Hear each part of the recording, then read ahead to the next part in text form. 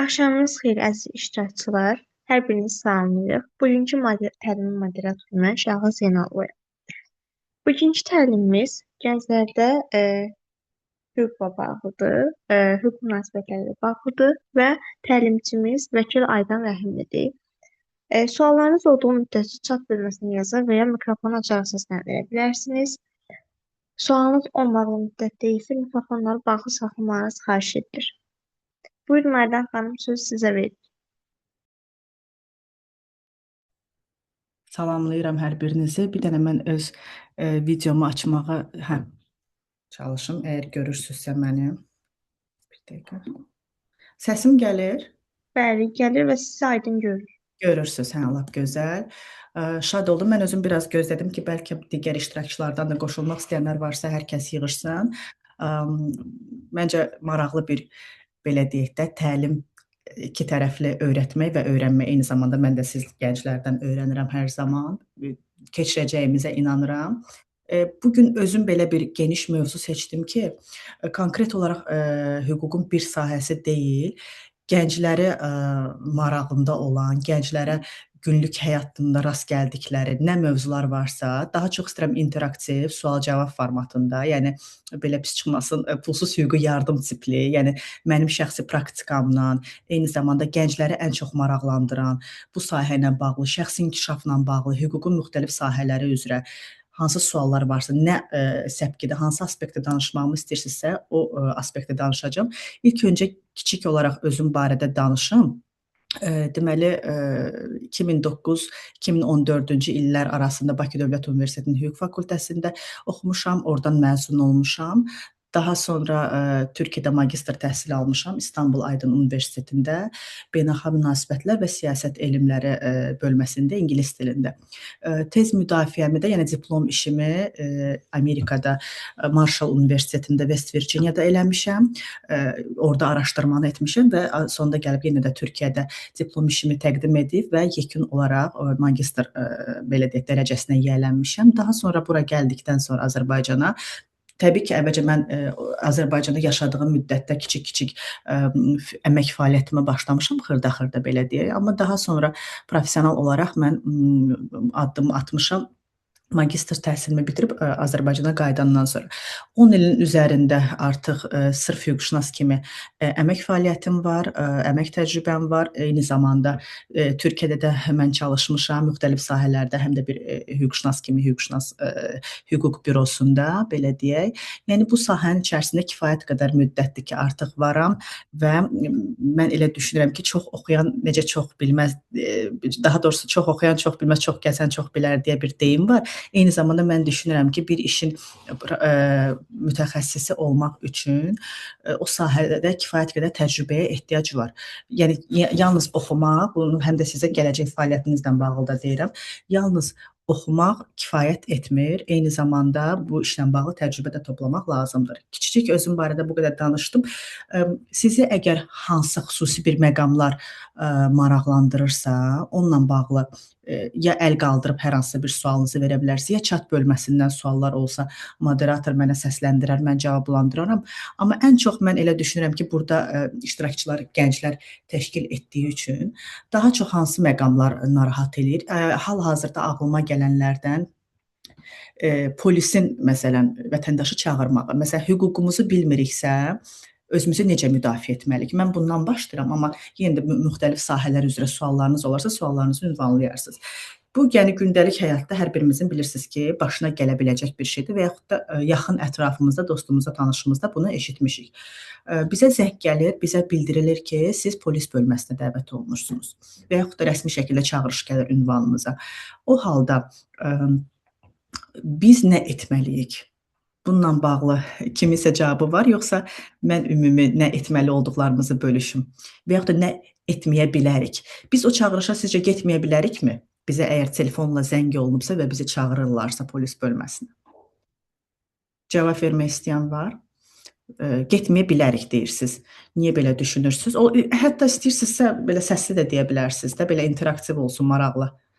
Səbəbini bilməliyik. Aha, yəni biz nə edirik? Telefonda bizi çağırırlarsa, birinci biz ilkin olaraq soruşuruq ki, bizi nə ilə bağlı çağırırlar, düzdürmü? Rəsmi çağırış olmadı. Rəsmi çağırış yox, səbəbi anladıq. Aha, doğru, düzgün cavablandırsınız. Səbəbi bilməliyik. Təbii ki, bizə zəng olur, bizə dəvət eləyirlər polis bölməsinə.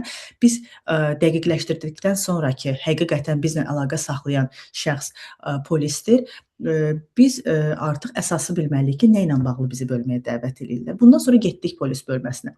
O halda sizcə bizim atmalı olduğumuz addımlar nədir və nəyi etməyə bilərik? Yazın istəyirsinizsə. Tutaq ki, bizi hər hansısa bir şeydə ittiham belə deməyək də, yəni deyirlər ki, bu məsələ ilə bağlı, belə bir şikayətlə bağlı dəvət olunmusunuz polis bölməsinə və buyurun bununla bağlı izahatınızı yazın. Biz orada izahatımızı yazmaya bilərikmi sizcə? Yəni bu hər kəsin başına gələ bilər də, gənc olsaq da, yaşlı olsa da, müxtəlif kateqoriyadan insanların başına gələ bilər. Hə, o zaman yox, getmişik, artıq ordayıq. Ordayıq. Hə, onda yaxşı belə deyək. Mən istəyirsiniz suallara sonra keçərəm. Deməli biz əgər getmişiksə polis bölməsinə, ilkin olaraq əgər hüquqşünas deyiliksə, birmənalı olaraq mən tövsiyə edərdim ki, praktiki iş, yəni hal-hazırdakı vəziyyəti də nəzərə almaqla mütləq şəkildə bir vəkillə biz gedək bölməyə. Mütləq şəkildə bir vəkil bizi müşayiət eləsin. Çünki biz qanunun əsaslarını bilmirik. Nəyə polisin, yəni sıravi vətəndaşlar bunu bilmir. Polisin nəyə hüququ var, nəyə hüququ yoxdur, nəyə edə bilər, yoxsa nədə sadəcə bizi yoxlamaq üçün belə deyək də blef edir. Bunları biz bilmədiyimiz üçün mütləq şəkildə Cinayət Prosessual Məcəlləni, eyni zamanda İnzibati Xətalar Məcəlləsinin əsaslarını və digər qanunvericilik aktlarını bilən professional hüquqşünasla, yəni vəkillə ora gedib təmsil olunmağımız daha gözəl olar. Bizim susma haqqımız var. Daha sonra biz deyə bilərik ki, mən vəkilim vasitəsilə gələcəm və yaxud da məni bölməyə təcili dəvət edirlərsə, mən deyə bilərəm ki, mən vəkilimlə əlaqə saxlayım, vəkil tutun, belə deyək də, hüquqi yardım alım və ondan sonra mən yaxınlaşacağam. Bu ikinci məqam. Artıq vəkillə getdikdən sonra biz rahat ola bilərik ki, vəkil bizim hüquqlarımızı, belə deyək, tam hüquqi müstəvidə qoruyacaq. Yəni o artıq bizə izah eləyəcək ki, şikayətin əsasları, buna dair sübut varmı, yoxmu? Sübutlar nə dərəcədə bizim əleyhimizədir? Biz əksini sübut etməlikmi, yoxsa ümumiyyətlə sübut etmə yükü qarşı tərəfdədirmi? Yəni bu kimi məsələlərə artıq təbii ki, bizdən asılı olmayan səbəblərdir. Bunlara vəkillər baxır. Hüquqşünaslar daha bu məsələ ilə belə deyək də əlaqəlidirlər. Onlar bu məsələləri bilirlər.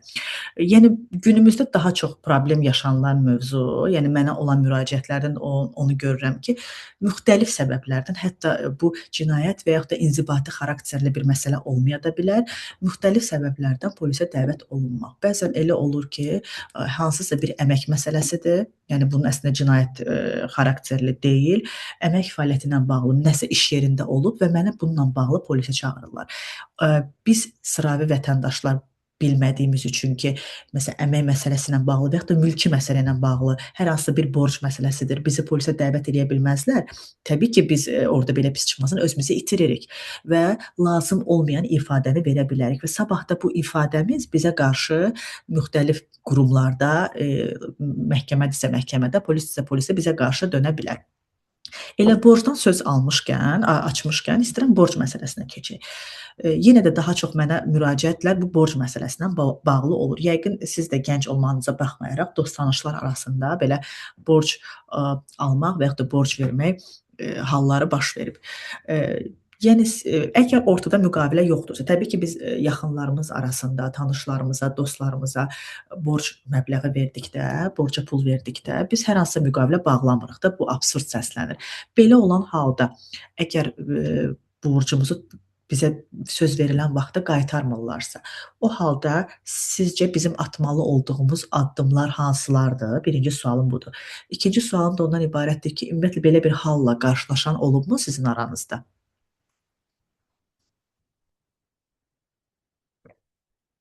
Heç elə hallara rastlaşmısınızmı? Özünüz və yaxud da yaxın ətrafınız, bəlkə ailəniz hansı ki, problem yaşayır, borc verib, amma borcunu ala bilmir.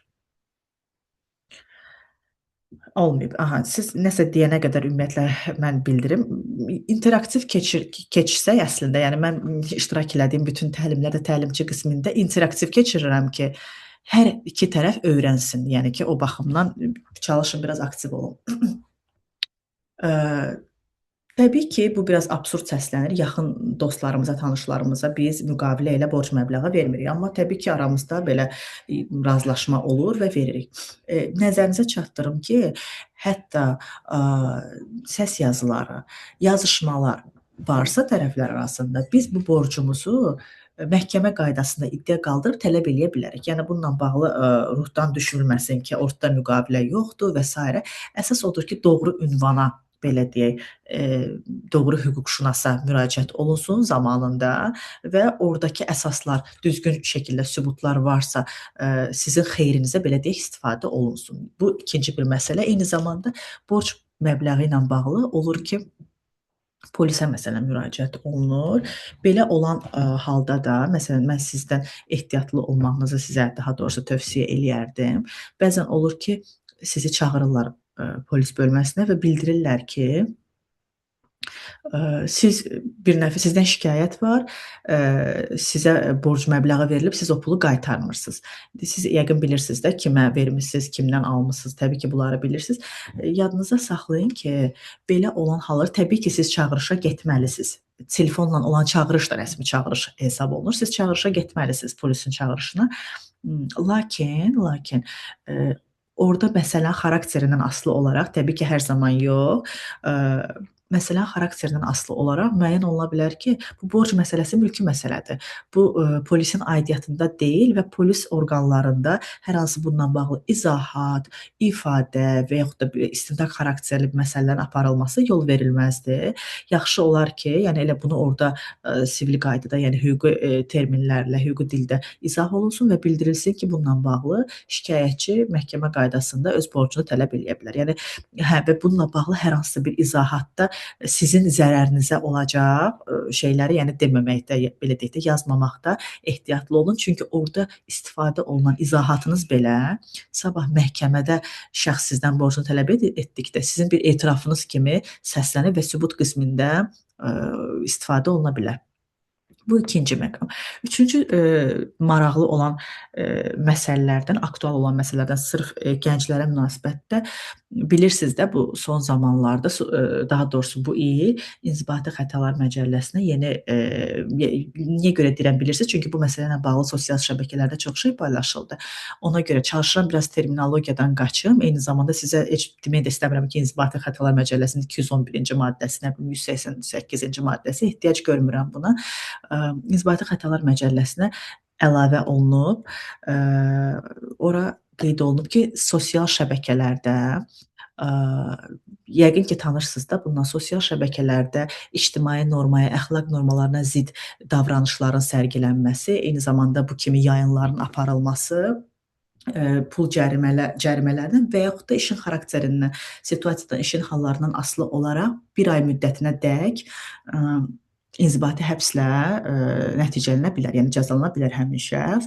Bu yeni dəyişikliklərdəndir. Biz hər birimiz aktiv istifadə edirik sosial şəbəkələri. Artıq İnzibati Xətalar Məcəlləsində belə bir qadağa olduğunu nəzərə alıb, yəni mən qanunu bilmirdim, mənim xəbərim yoxdur deyə bilmərik və nəzərə almalıyıq ki, belə bir hal var və bu yəni sabah bizim əleyhimizə çevrilə bilər. Yəni daha diqqətli istifadə eləməliyik.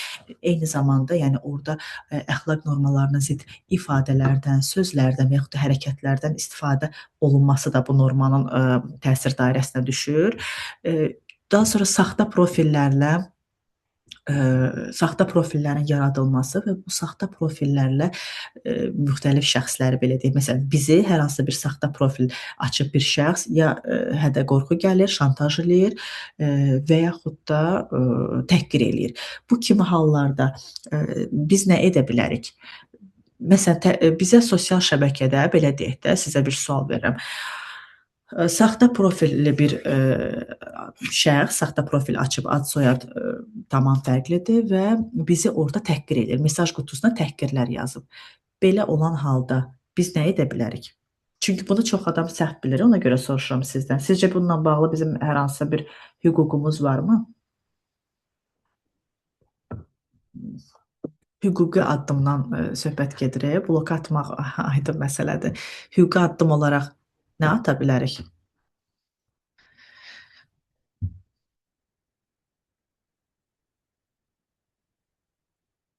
Çox insan elə düşünür ki, Cinayət Məcəlləsində təhqirə görə sanksiya nəzərdə tutulub. Həm cərimə, həm də bununla bağlı, yəni bu azadlıqdan məhrum etməyə qədər gedə bilər də, belə deyək də, alternativ cəza da mövcuddur. Yox, 102-yə yığa bilmərik, çünki 102-ni biz belə şeylərdən məşğul etməməliyik. Yəni yığdıq, bəli, şikayətimizi bildirdik, amma bu Cinayət Məcəlləsinə əslində tənzimlənən maddə nədir? Çünki çox orada səhv eləyir, istəyirəm bir şeyi anlayasınız. Cinayət Məcəlləsində Cinayət Məcəlləsində təhqir, yəni ki 148-ci maddə təhqir, açıb tanış olsanız, diqqətli oxusanız bilərsiniz, təhqir sırf kütləvilik xarakteri daşıyır. Kütləvi olarsa o Cinayət Məcəlləsinin həmin maddəsinin təsir dairəsinə düşür. Kütləvi olarsa nə deməkdir? Tutaq ki, bir şəxs public, hər kəsə açıq bir status paylaşıb və məsələn sizin adınızı təq edərək, sizi orada işarə eləyərək açıq-aydın oradan sizi təhqir edir. Təhqiramiz ifadələr işlədir. Bu halda bəli, siz o artıq bu əməl ictimai təhlükəli əməldir, Cinayət Məcəlləsi ilə tənzimlənir. Belə olan halda əsas var. Bizim narazı olduğumuz, şikayətçi olduğumuz istənilən halda polisə məlumat verə bilərik. Polis də məsələn şəxsi çağırıb onun izahatını ala bilər və s. Bu yəni bunlar belə deyək də hər hansısa bir şərhə açıq bir müzakirəyə açıq belə deyil də. Təbii ki, bir vətəndaş olaraq bizim hüququmuzdur. Lakin mən sizə bunun digər tərəfini deyirəm ki, bununla bağlı xeyr, istintaq başlanmır. Yəni qeyd eləmisiniz, istintaq başlanmır. İstintaq bilirsiniz nə vaxt olur? İstintaq, yəni o termin cinayət işi açılandan sonra istintaq olur. Yəni əməl əgər cinayət deyilsə, cinayət hesab olunmursa, orada nə cinayət işi açılmır, nə də istintaq başlanılır. O elə cinayət işinin açılmasından rədd edilməsi dair bir qərar çıxardılır, iş bağlanır. Yəni demək istəyirəm ki, əsassızdır.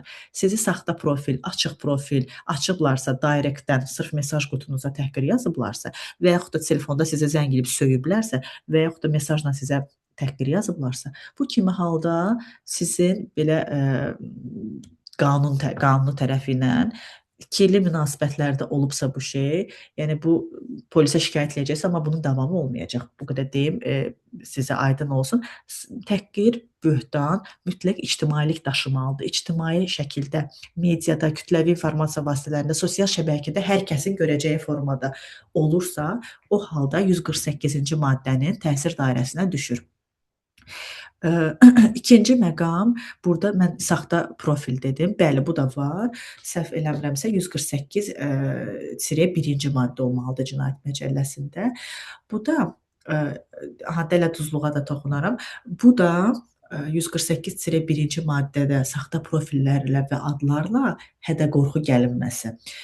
Sosial şəbəkə, daha doğrusu internet informasiya resurslarında Cinayət Məcəlləsində belə qeyd olunub. Yəni aydın olsun deyə sosial şəbəkələrdə deyirəm. Sosial şəbəkələrdə bu arada mən niyə görə belə danışıram? Yəni mən elə düşünürəm ki, buradakı iştirakçılar hüquqşünas deyillər. Yəni hüquq fakültəsinin məzunu, daha doğrusu tələbəsi olmayanlar da var. Ona görə biraz belə çalışıram ki, terminologiyadan qaçım və yaxud da daha hər kəsə aydın olan dildə danışım.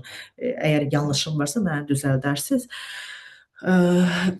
Saxta profillə böhtan atma da bu o deməkdir ki, yenə də burada yəni ki, ictimailik olmalıdır, kütləvilik, ictimailik olmalıdır. Yenə də saxta profil açmışam. Məsələn, bəlkə də rast gəlmisiniz. Tutaq ki, daha çox bu olur TikTok sosial şəbəkəsində, o platformada daha çox olur. Hətta məndə elə bir cinayət işi də var idi. Biz zərər çəkən tərəf idik. Saxta profil açılıb, bilmirsən kimə məxsusdur. Məsələn, kombi ustası adında belə bir profil açılıb və X bir şəxsə məxsus şəkillər paylaşılır. Altında məsələn nalayiq ifadələr səslənilir. Məsələn, böhtan xarakterli yazılar olur ki, tutaq ki, bu şəxs dələduzluq edib, maşennikdir, atanşikdir, məsələn, belə yazılar olub. Sırf öz кейsimdən sizə örnək verirəm.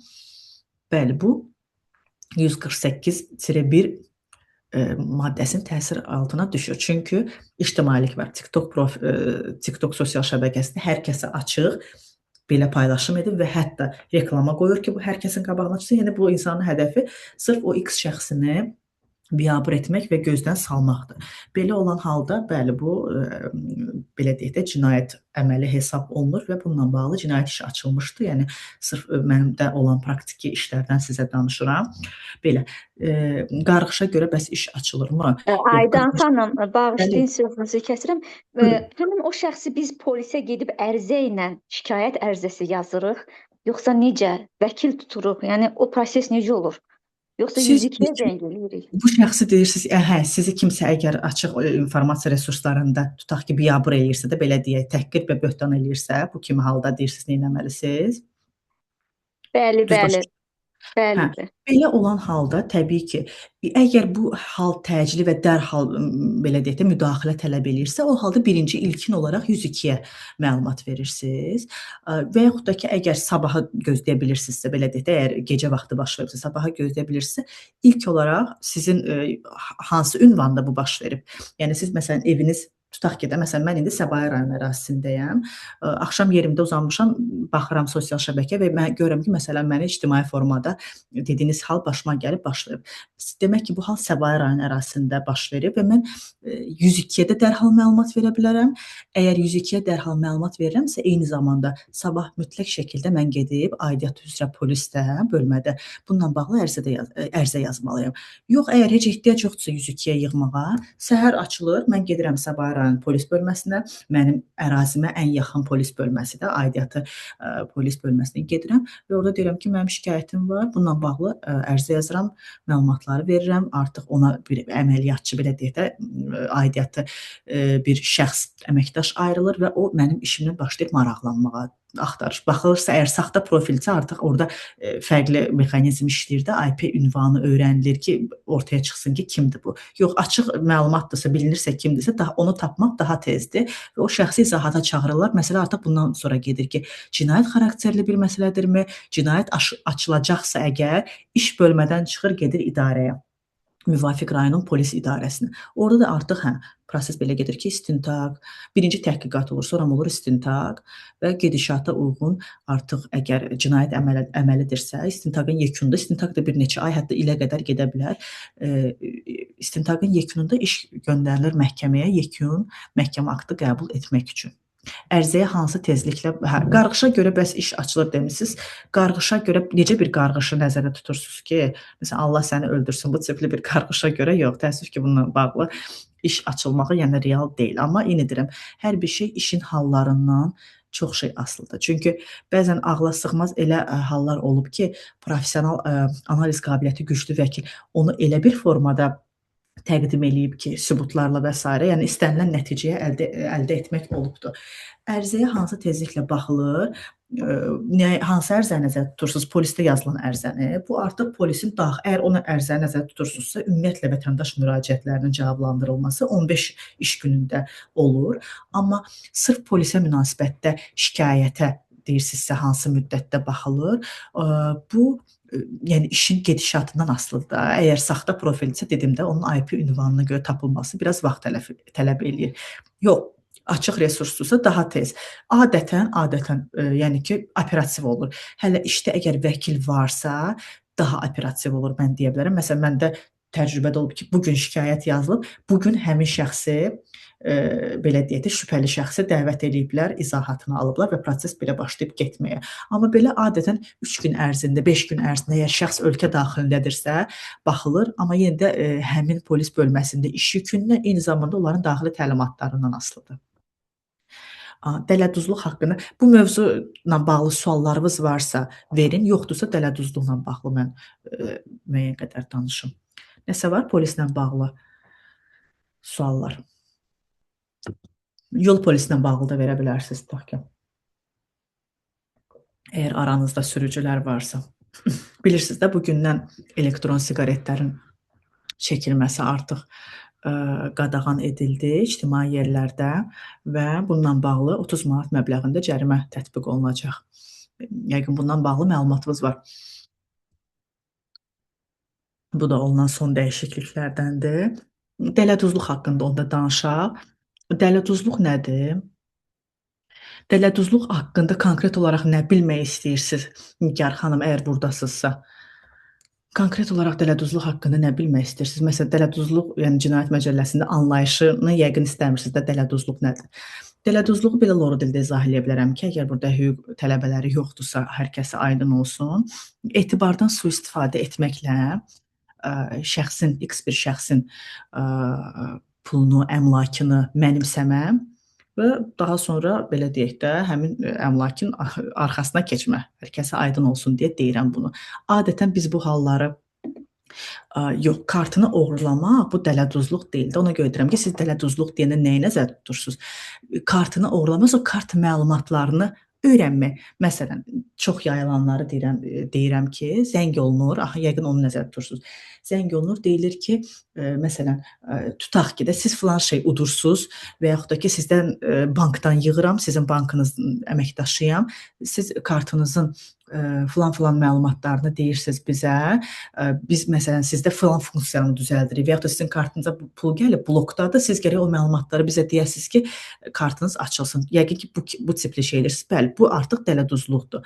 Kart məlumatını çünki bəli, bu dələduzluqdur. Nəyə görə? Çünki etibardan sui-istifadə etməklə o kart nömrəsini öyrəndi. Düzdür, siz telefonda sizi aldatdı, sizin etibarınızı qazandı və sizdən o məlumatları əldə etdi. Yəni bu kimi hallar dəhşət çox yayılıb. Bununla bağlı məhz bu tipli hallarla Baş Prokurorluq yanında Korrupsiya İdarəsi məşğul olur. Çünki belə dələduzlar artıq bu süni intellekt, belə deyək də, alətləri inkişaf eləyəndən, texnologiya inkişaf eləyəndən biraz daha təkmilləşiblər və belə deyək də, səs dəyişdirmə, yaxın bir adamın səsini çıxartma, yəni ki, sizdə etibar qazanmaq üçün də bu dələduzluğun predmetidir. Belə açıq danışım sizə praktiki olaraq ki, və bunları hazırda müəyyən etmək çox çətindir. Bəli, araşdırma gedir, dələduzluğun predmeti sayılır, bununla bağlı kiber cinayətkarlığa müraciət edir. Təbii ki, 102-yə birinci müraciət edirsə, aidiyyət üzrə sizi ora yönləndirirlər. Amma praktiki, yəni bu işin həlli çox çətin olur. Çünki bəzən bu dələduzlar, bəzən yox, 90% hallarda bu dələduzlar ölkə xaricində olur.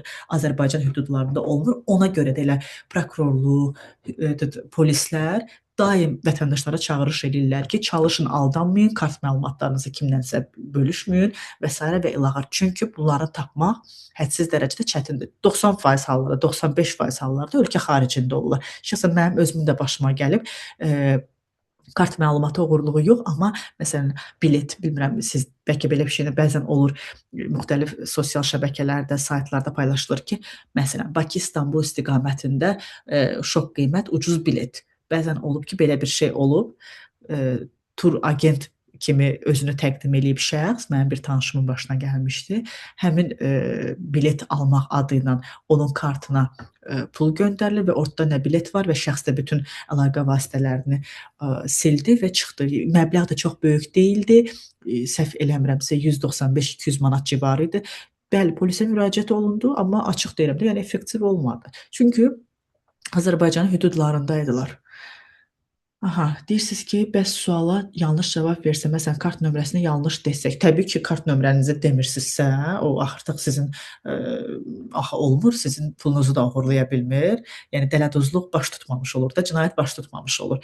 Yəni deyirsiniz ki, bu adamı polisə məlumat verə bilərikmi? Bəli, yenə də polisə məlumat verə bilərsiniz. Dələduzluq baş verməsə belə, amma ən azından bununla bağlı sizi yığıblarsa, mütləq şəkildə 102-yə məlumat vermək lazımdır ki, onlar statistika çıxardırlar da, bu kimi hallar nə qədər çox geniş yayılıb Azərbaycanda, ona görə mütləq şəkildə məlumat verin. Adıma ayrı 2 kart açılsa, birinin məlumatlarını alsalar, ikinci kartın məlumatlarını götürmək riski artır. Yox, hər bir kartın axı məlumatları fərqli olur. Hər bir kartın üzərində 16 rəqəmli nömrə var, onun son istifadə tarixi fərqlidir, CVV kod olur. Əsas o ən təhlükəli o CVV koddur, arxasındakı o 3 rəqəm. O 3 rəqəmi ümumiyyətlə biz verməli deyilik. Heç kəs, heç bankın əməkdaşına belə verməli deyilik. Əsas məsələ odur. Bu da hər kartda ayrı olur. Ona görə ikincini bu formada öyrənmirlər. İkinci kartda Word-lə proqramında, Word-lə başa düşmədim hansı proqramdır o. Kartdan pul çəkilmişdi. Bəlkə bu hansısa bir hakerlər Yemək proqramı, Voltla, Voltla proqramından pul çəkilmişdi. Yəni Volt yemək proqramı mən düşünmürəm ki, dələduzluq eləmiş olsun. Bəlkə orada hansısa bir səhvlik olub. Elə olursa siz Voltun supportuna da belə deyək, help hissəsinə yazırsınız, məlumat hissəsinə. Uber filan məsələn olubdu məndə də xaricdə olanda əlavə ödəniş tutublar. Onların direkt yazırsan məlumatı, sənə o ödənişi qaytarırlar. İstəyirsiniz o Volta o formada yaza bilərsiniz. Çünki hər bir kart fərqlidir. Əgər siz o kart məlumatlarınızı telefonunuzda default olaraq belə deyək də yaddaşa verməmisinizsə, onu o formada öyrənə bilməz. Demək ki, o proqrama daxil olanda siz hər iki kartınızı daxil etmisiniz ki, o formada çəkilibdir oradan məbləğ. Var nəsə başqa suallarınız? İşləyən var aramızda? Yoxsa hamı tələbədir? Var, iş qadını olanlar var. Ay Aydın. maşallah. Hansı sahə üzrə işləyirsiniz? Mən Milli Elmlər Akademiyasında elmi işləyirəm. Şöbə Aynen. müdürü də işləmişdim. Qərbi Kasp Universitetinin müəlliməsiyəm. Çox gözəl. Bəs hansı ixtisas, hansı sahə? Beynəlxalq əlaqələr ixtisasıdır Aydan xanım, siyasət. Dərs deməyim də Necə? siyasi elmlərdir. Mən elə bir sual verəcəkdim ki, Verin. bu siyasi elmlərdən də beynəlxalq BM-dir. Mən də ixtisas xaricdə təhsil almışam. Oradan hüquqa, yəni vəkilliyə oxumaq olarmı? Xeyr, onu deyim sizə. Olmaz, çünki vəkil olmaq üçün mütləq ki, sənin bakalavr təhsilin hüquq olmalıdır. Mütləq şəkildə hüquq olmalıdır. Ali təhsilin hüquq olmalıdır. Mən belə deyək də additional olaraq əlavə təhsilimi, magistr təhsilimi fərqli ixtisasda almışam. Onu da seçmə səbəbimi deyim. Mən o dövrdə elə alındı ki, Türkiyəyə gedəsi oldum. Yəni Türkiyədə alası oldum da bu təhsilimi. Türk hüququnda mən açıq oxumaq istəmirdim. Yəni magistrimi mən istəmirdim ki, Türkiyənin özəl hüququ üzrə alım. O dövrdə də yox idi beynəlxalq hüquq məhz Türkiyədə. Beynəlxalq münasibətlərdə isə eyni zamanda beynəlxalq hüquq da keçirirdi deyə. Yəni çox oxşar belə deyək də ixtisaslar idi. Ona görə mən seçdim. Həm iki ixtisasım olmuş oldu, həm də eyni zamanda beynəlxalq hüququ da keçmiş oldum. Amma vəkil olmaq üçün mütləq şəkildə hüquq təhsili almaq lazımdır. İkinci ali təhsil də almaq olar. Hazırda mənim tanıdığım çox şəxs var ki, ikinci ali təhsil alır. Onda siz... Elə bir Aydan xanım, məndə bakalavr ingilis ədəbiyyatı idi. Bizdə də ixtisas artırma yox idi Azərbaycanda o vaxtı. İndi də bilmirəm. Deməli, ingilis ədəbiyyatı bakalavr dillər universiteti. Sonra Kiyevdə mən yeni ixtisas aldım. Sonra da həmin ixtisasın da beynəlxalq əlaqələrində magistraturasını oxudum. Tanıtma da normal oldu hər bir qaydada. Tanıtmanı eləmisiniz, nostrifikasiya? Bəli, elədim. Amma indi istəyirəm ki, üçüncü ixtisas kimi beynəlxalq hüquq, yəni beynəlxalq əlaqələrdən beynəlxalq hüquq kimi. Yəqin ki, o da xaricdə başlardı. Azərbaycanda mümkün olmaz. Yox, niyə onu deyim ki, beynəlxalq hüquq fakültəsi artıq bağlanılıb. Azərbaycanda ancaq hüquq fakültəsi var. Beynəlxalq hüquq hələ mən oxuduğum dövrdə artıq yox idi. Amma hüquq sahəsində siz ikinci ali təhsil ala bilərsiniz də. Yəni ki, magistr kimi ala bilərəm, yoxsa necə? Yoxsa yenə bakalavr 4 illik? Yox, bakalavr. İkinci ali təhsil yenə də bakalavr və ödənişlidir o. Bəli, bütün ikinci ixtisaslar ödənişlidir. Buyurun, onu çox alanlar var. Əgər marağınız varsa, eşq olsun da, yəni oxumaq heç vaxt gec deyil. Başlamaq olar. Siz onda belə başa düşdüm ki, işləyirsinizsə, nəsə bir maraqlı sualınız ya da ki, maraqlandıran bir məsələ varsa, mən o sahə üzrə danışım. Mən bilmirəm ki, iştirakçılar hansı yaş kateqoriyasında, məsələn, görürəm ki, daha çox yazanlar tələbələrdir və bildiyim qədərlə tələbələrdir. Ona görə yəni çalışdım ki, belə hamıya maraqlı olan mövzular olsa. Çünki adətən mənim keçirdiyim bütün təlimlər offline olur, əyani şəkildə olur. Hətta mən deyərdim ki, bəlkə ilk deyil, səhv eləmirəmsə, amma onda belə iştirakçıları görürdüm də, məsələn, kameralarını açmışlar. Mən göz kontaktı quranda, qarşımdakı iştirakçını görəndə kimdir, hansı yaş kateqoriyasında, o halda mənə daha rahat olur ünsiyyətə girmək, mövzu seçmək və s. Amma belə heç kəsi görmürəm deyə üzlər görünmür. Ona görə biraz nəzərə alın ki, çaşqınlıq ola bilər. Amma suallarınız və s. varsa mütləq şəkildə aktiv olun, yazın sizi maraqlandıran mövzunu. Mən də həm də belə motivasiya olum, həm də ona uyğun yazım, danışım da belə daha eşq gəlsin mənə, danışmaq eşqi. Baxın, auditoriyadan çox şey asılıdır. Sonuncu dəfə Azərbaycan Universitetində mən təlimdə idim. onlar da siyasi elmlər səhv eləmirəmsə fakültəsinin tələbələri idi. O qədər aktiv idilər.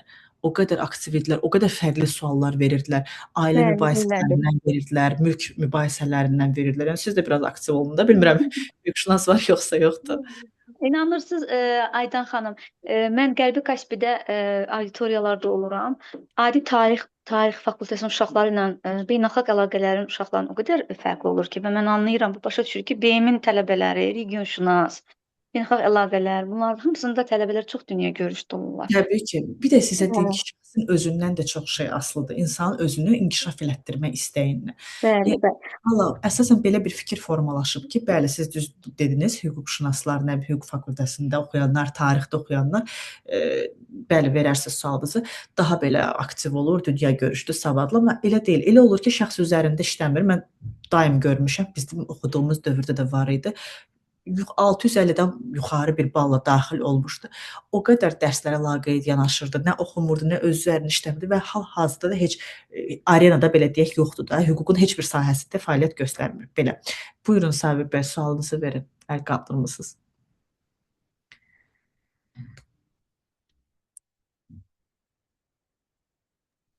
Axşamınız xeyir. Axşamınız xeyir olsun.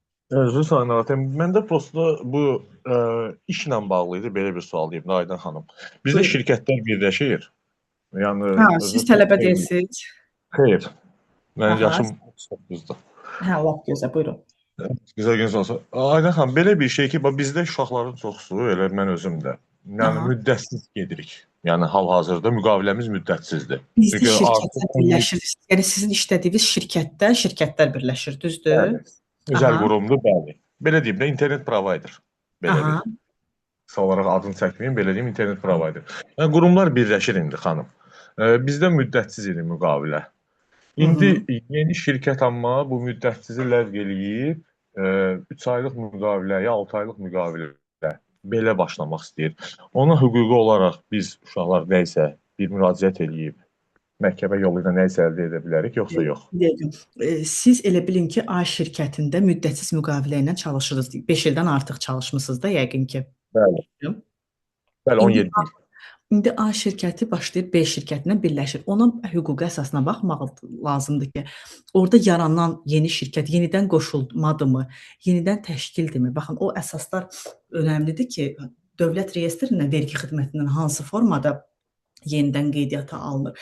Ona uyğun olaraq artıq baxmaq lazımdır ki, müddətsizdə yəqin sizə ərizə yazdırıb xitam verdirirlər də, yazdırıblar, yoxsa yazdıracaqlar. Məlumatınız yoxdur hələ? Yox, yazdıracaqlar, hələm yazılır. Hələ ərizə yazdırmayıblar da sizə onda. Çünki müddətsizdə, yəni siz özünüz onda işdən xaric olmalısınız. Bəli, öz şəxsi öz ərizəmiz olmalıdır, ya da ki, onlar xitam verirsə bizə kompensasiya ödənilməlidir. Bəli. Eynən. Ona görə, məsələn, bu formada əgər sizə belə bir məlumat veriblərsə ki, yeni yaranacaq, ona görə deyirəm, bilinmir ki, o yenidən təşkildimi, qoşulmadımı?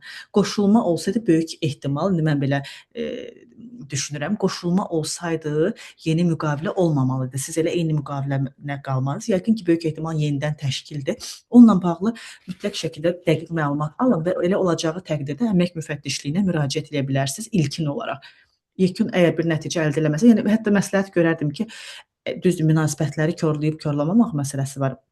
İşdə biraz danışın, bəlkə elə HR-la belə danışsaz, insan resurslarına hər hansı bir nəticə əldə eləyərsiniz, amma deyə bilərsiniz ki, biz əmək müfəttişliyinə müraciət eləyəcəyik. Yəni onlar da operativ işləyən qurumdur ya, əmək müfəttişliyi sizə deyim. Bəli, onun haqqında məlumatım var. Sadəcə anonim olmamalıdır da şikayətiniz. Bəli. Belə bir məsələ var ki, bu dediyimiz B şirkəti var. Mən indi hal-hazırda A şirkətindəyəm. B şirkəti də yəni çoxdan, yəni köklü bir şirkətdir. Yəni o da təzə yaranma deyil. Sadəcə olaraq belə deyək də 2 dənə böyük kompaniya güclərini birləşdirirlər. Amma əminsiniz ki, sizi bu səfər 3 aylıq götürəcəklər? Yox, götürməyinə işə götürüləcəklər. Sadəcə olaraq indi bu məsələ var. Müddət 3 aylıq, yəni nəyə görə mən deyirəm, bilirəm ki 3 aylıqdır. Sadəcə məsələ budur ki, yəni indi xitam versə, onlara sərf eləmir. Hı hı. Köhnə işçilərdir, istər-istəməz bu Təbii tərəfi ki, var. təbii ki. Yəni xitam verirsə kompensasiya ödənilməlidir. Anladım mən sizi Sabir bəy, başa düşdüm. Bəlkə də onların indi düzdür, əsl niyyətləri nədir deyə bilmərəm, amma ehtimal edirəm. Ona görə məncə elə əmək müfəttişliyinə bəri başdan müraciət etsəz yaxşı olar. Çünki böyük ehtimal onlar yəqin ki, elə o dediyinizi düşünürlər ki, birdən-birə xitam verməsinlər. Yəni təbii ki, hər kəs öz marağını güdür, eyni zamanda da işə götürən Əlbəttə istəyir ki, ki, onun üçün böyük şirkətlər də nüfuz prosesdən, etmək istəyirlər. bəli, istəyir bu prosesdən ən yararlı tərəf kimi onlar çıxsınlar. Anladım. Təşəkkür edirəm. Çox sağ olun. Buyurun, buyurun. Tibbdə etik qaydalar yoxsa qanunlar daha önəmlidir? Tibbdə etik qaydalar olar, biraz ətraflı verəsiz sualınızı və açıb verəsiz səsinizi. Mən bilim ki, siz nəyi nəzərdə tutursunuz? Hə, ay Nigar xanım.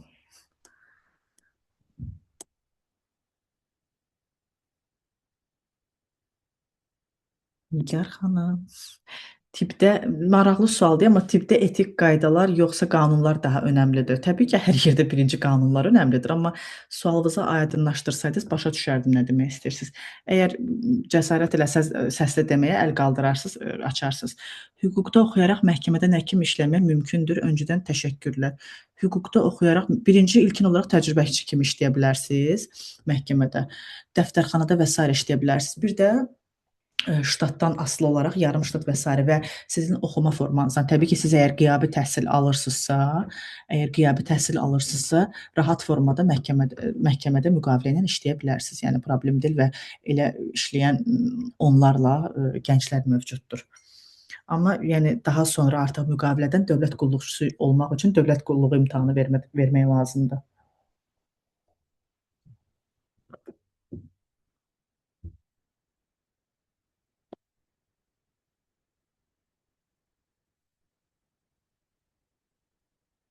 Kimin sualı var?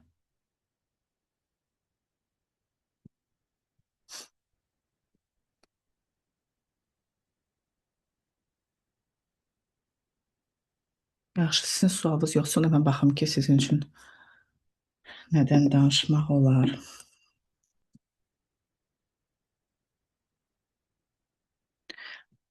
Görürsüz, elə bilirəm ki, daha çox gənclər dinləyir. Mən gənclərə uyğun danışıram, amma siz demə, yəni gənc təbii ki, hər birimizin ruhu gəncdir, amma biraz cavanlar da var burada, tək gənclər yox. Məsələn, ona görə deyirəm ki, maraq dairəsi fərqlidir. Sizi də maraqlandıran suallar varsa yazarım. Məsələn, mən hal-hazırda düşündüm ki, bəlkə daha çox gənclərdirsə, indi maraqlı ola biləcəkdir. İndi gənclərin sevgi həyatı və s. var, münasibətləri var. Orada məsələn olur ki, problem yaşayır da, ya xanımlar, ya bəylər, fərqi yoxdur, təzyiqlə qarşılaşırlar. Bu kimi hallar olubsa ümumiyyətlə nə etmək lazımdır? Bəzən olur ki, şantaj olunur və yəni mən çox qarşılaşmışam. Biz belə deyək də çox QHT-lərlə görüşürük.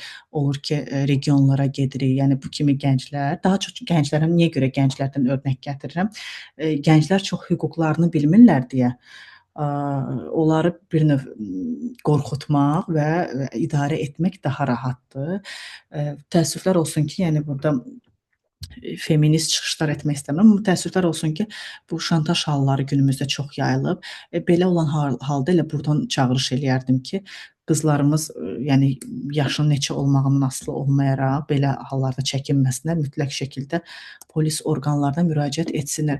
Təbii ki, əgər narahat olduqları, müəyyən şeylərdən ehtiyat etdikləri məqam varsa və məsləhət olar ki, vəkil vasitəsilə müraciət etsinlər.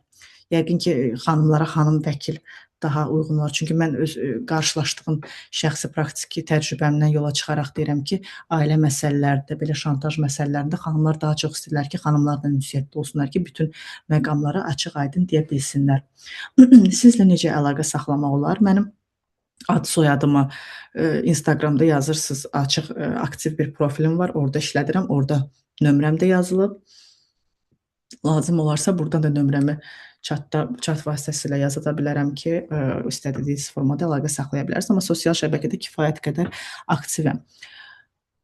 İstəyirəm biraz onda praktiki işlərimdən danışım, maraqlı məndə olan кейslərdən. Nəsə bir sual yazıldı bura. Həkimlər üçün daha önəmli olan nədir? Xəstəyə vicdanla yanaşmaq, etik qaydalar yoxsa qanunlara əməl etmək? və bu ikisi toqquşda hansına üstünlük verilməlidir? Bilirsiniz, qanunlar belə onsuz da əsasən qanunun preambulasında, yəni əsas introduction'da da girişində ilkin prinsiplər var. Ədalətlilik prinsipi, bərabərlik prinsipi, vicdanlılıq prinsipi və s. İşinə vicdanla yanaşma da o prinsiplərin arasındadır. Yəni ki, işinə vicdanla yanaşmadan yanaşma prinsipi tapdalanmaqla hansı qanun yazıla bilər ki, belə bir qanun layihəsi demək olar ki, yoxdur. Təbii ki, həkimlərin də belə deyək də normativ aktlarında həkimlərə aid olan, onların bilməli olduqları və onlara riayət etməli olduqları qanuni aktlarda da mütləq şəkildə etik vicdanla yanaşmaq, etik qaydalara riayət etmək normaları da var. Təbii ki, buna heç kəs dörd dörtlük %100 əməl olunmur və bu maddələrlə də bu normaların pozulmasına görə hüquq mühafizə orqanlarına, məhkəmələrə müraciətlər də sonsuzdur. Daha çox da sırf bu plastik cərrahların belə deyək də əməliyyatdan sonrakı şikayətlərlə bağlı da en qədər şikayətlər var. Ən çox da bilirsiniz də bu yayılmış bu ailə mübahisələrdir də ən aktual və bitməyən aliment məsələsi, nigahın pozulması. Əvvəllər burada yəqin bilirsiniz də yaxın qohumlar arasında nigaha girməyə qadağan edildi kimlərə? Bununla bağlı məlumatınız var ki, kimlərə qadağan edildi, kimlər nigaha daxil ola bilməzlər. Yəqin ki, hər yerdə paylaşıldı. Düşünürəm ki, görməyən olmaz da. Çünki indi maşallah o qədər əlçatımlılıq var ki, sosial kütləvi informasiya vasitələrindən, sosial şəbəkələrdən insanlar yəni daha tez əldə edirlər məlumatları, nəinki qanunları açıb oxumaq. Təbii ki, bu hüquqşünasların işidir. Sevindirici haldır. Amma biz bilirik ki, bunu edənlər var. Yəni bu qanun normasını pozanlar var. Misal üçün əvvəllər olurdu ki, müəyyən hallarda nigah yaşını 1 yaş azalda bilirdilər. Bilirsiniz bu hansı halda, hansı halda? Məsələn, hazırda nigaha daxil olma yaşı qadınlar və kişilər üçün eynidir. 18 yaşdır. Əvvəllər qadınlarda bəzi üzürlü hallara görə bunu 1 yaş azalda bilirdilər. Bilirsiniz bu hansı hal idi? Yəqin ki, bilmirsiniz. Bu hamiləlik halı idi. Amma indi o hal da ortadan qalxıb. Belə bir üzürlü hal yoxdur artıq. Çıxarılıb Ailə Məcəlləsindən və birmənalı olaraq 18 yaş həm qadına, həm kişiyə münasibətdə nigaha daxil olma yaşıdır. Yəni nigah belə deyək də ailə hüququ, ailə məcəlləsi də çox geniş bir mövzudur. Hüququn çox böyük və önəmli bir hissəsidir. Orada danışılacaq çox şey var. Sadəcə yenə deyirəm, sualınız varsa ona uyğun mən danışım. Mənim məsələn praktikamda ailə mübahisələri üstünlük təşkil edir. Mülki işlər də çoxdur. Hazırda cinayət işi də var icraatında, inzibati işlər də var, amma ailə mübahisələri daha çoxluq təşkil edir. Sadə nigaha xitam verilməsi yox. Məhz əmlak bölgüləri, uşağın ölkə xaricinə çıxarılması məsələsi, cehiz tələbi, qızılların toyda təqdim olunan qızılların tələbi, bu kimi şikayətlər, mübahisələr daha doğrusu çoxlu təşkil edir. Məsələn, bir dənə yazıblar burada ki, boşanma zamanı mülklərin yarıya bölünməsi evlilikdən əvvəl olan mülklər dahildir, yoxsa sonra olan mülklər? Yox, bu bir qayda olaraq birgə nigah dövründə əldə olunmuş əmlaklardan söhbət gedir. O əmlaklar artıq nigaha xitam verildikdən sonra bölgü predmeti hesab olunur. Yəni 2020-ci ildə ailə qurmusansa, 2026-cı ildə nigahına xitam verilirsə, 2017-ci ildə əldə olunmuş əmlak bura aid ola bilməz. Amma ki, indi sizin Nigar xanım sualınıza baxacağam. Lakin bəzi istisnalar da var. Yəni 2020-26 arasında əgər nigah dövrünüzdə tutaq ki, 2021-ci ildə bir əmlak var. O amma bölgü predmeti hesab oluna bilməz. Sizcə hansı əmlaklardır bu ki, onlar hesab oluna bilməz, bölgüyə gedə bilməz? Yəni tərəflər arasında bölünmür. Məlumatınız var bununla bağlı? Yəqin bağışlanma yolu ilə olanlar, yəni necə? Doğrudur. Biri bağışlanma yolu ilə keçənlər, digəri vərəsəlik yolu ilə keçənlər. Bunlar kimə verilibsə, həmin şəxsin ayrıca əmlakı hesab olunur və bölgəyə tabe olmur. Lakin bu hələ o demək deyil ki, əmlak bağışlanıbsa, mütləq şəkildə o bölgəyə getməyəcək. Yəni burada da istisna hallar var. Ola bilər ki, həmin o bağışlanma əqdi, belə deyək də, müqaviləsi, bağışlanma məhz nəyisə pərdələmək niyyəti ilə bağışlanıb o şəxsə. Məhz gələcəkdə o əmlakın bölgüsündən yayınmaq üçün. Yəni bu kimi halları sübut etmək olduqda, yəni bağışlanmanın etibarsızlığını qoyub məhkəmə perspektivi belə deyək də uğurlu formada əldə etmək olar. Yəni uğurlu nəticəsini əldə etmək olar. Bizdə təcrübədə olub.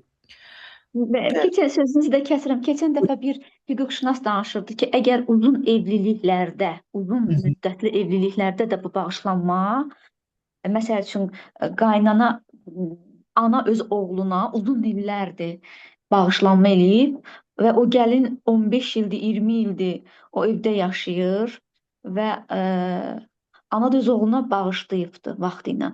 Yəni uzun sürən evliliklərdə bu deyəsən pay düşmə ehtimalı varmı, yoxsa bu qanun hələ keçməyib? Yox. Orada tam olaraq nə müzakirə olunur bilmirəm, amma mən sizin verdiyiniz sual bu formada olubsa situasiya, yəni uzun və yaxud da qısa evliliyin payın düşüb düşməməsinə heç bir aidiyyatı yoxdur. Orada məhz dedim də bağışlanmanın etibarsızlığını qoymaq olar, amma orada da etibarsız hesab olunması üçün əsaslar olmalıdır.